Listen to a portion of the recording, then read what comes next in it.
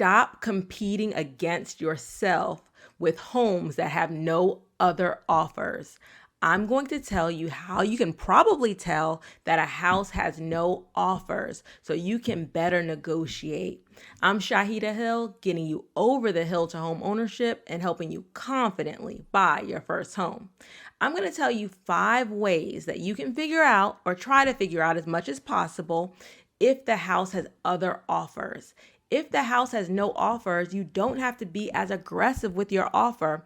As we leave this seller's market and we're starting to enter more of a normal market, you need to know how to make an offer on a house that you may be the only offer. So number 1, ask the agent. Sometimes, and this is for your agent to ask, but your agent should ask the agent, do you have any offers? A lot of agents will just tell you the truth. So that's the first thing that you should do.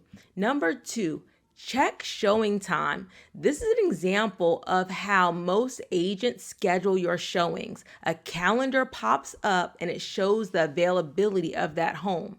And most of the time, if the home is already scheduled to show, they'll be blacked out, okay? So this is on Wednesday. So Wednesday's blacked out because it's already Wednesday. But if you look on this, Thursday, Friday, Saturday, Sunday, no showings. So most of the time, in order for a house to sell, people have to see it. If nobody's scheduling showings, then you probably don't have that much competition. So make sure you're paying attention, or your agent is paying attention to the showing time calendar.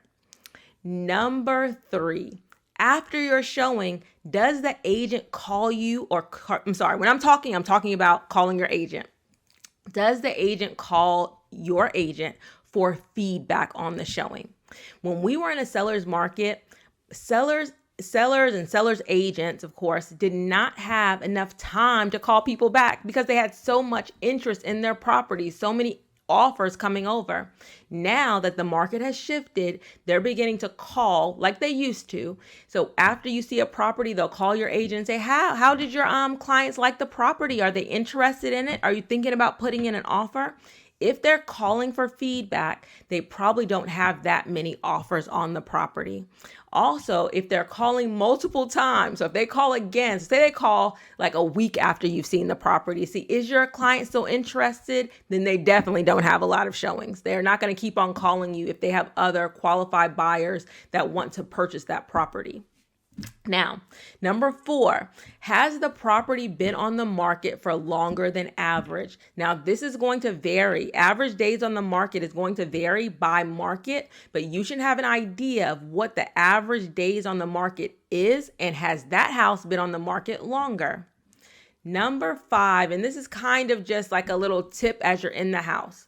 You want to see some clues maybe around the house, and your agent should ask the other agent, why is the buyer selling? That might give you a little bit of insight on how important it is for them to sell and how important it is for them to sell quickly.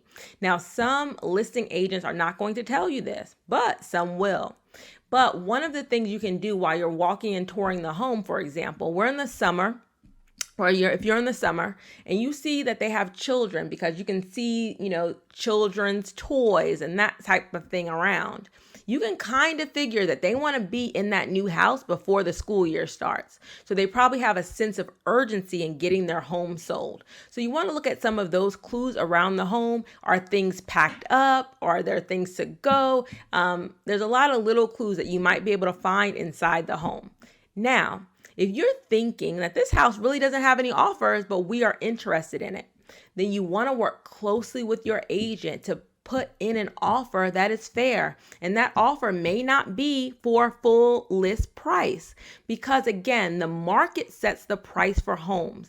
That's why during the seller's market, homes were going for above appraised value. They were going above list price because there was so much demand for those homes. Now, if demand is less, then the market's going to set another price for these homes. So when you are the only offer, then you can set what you think is a reasonable price. Go ahead and pull up the comps. But remember, if they have the comps that have sold when interest rates were 2 and 3%, you may not want to use that as a direct comp. That may be a starting point for you as far as your offer. So you want to make sure that you're doing all of the things, doing your homework before you go ahead and be too aggressive. I'm seeing that a little bit too much because, a lot of people have been looking for a long time. And so now that they find the house and there's not that much competition, they still are being overly aggressive with their offer. So you want to make sure if you're the only offer, don't be as aggressive because it may be a more normal market where you need to negotiate more with that seller. Please put any questions in the comments. I hope this was helpful for you to know how to best proceed when you're buying a home. Thank you so much. Please like and subscribe for new videos every week.